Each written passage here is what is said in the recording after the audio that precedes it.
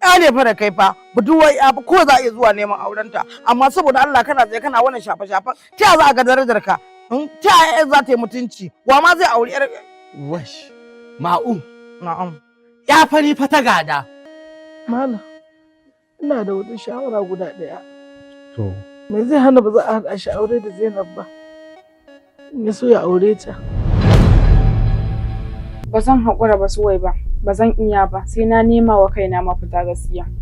To menene mafitar Sajida? Guduwa zan yi dole na bar gidan nan in ba haka bakin cikin baba sai ya kashe ni.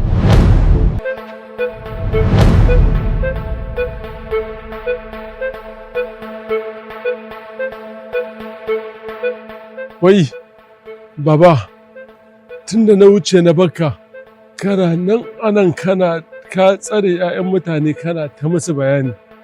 Inna lillahi wa inna ilaihi raji'un. Uban waye baka izinin tsayuwa da ita? Dadi ina yini? Ka nemi dadin ka a can.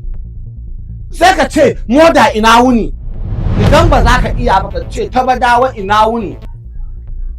Yanzu duk wuyan da na yi kuma sai da kika gani anya ko baki da wankin ido. Ko a gari sai faman cewa yake dan uwa na dan shaye-shaye. Munafika matsaka. ki matsa ki bashi guri kai saboda ki umma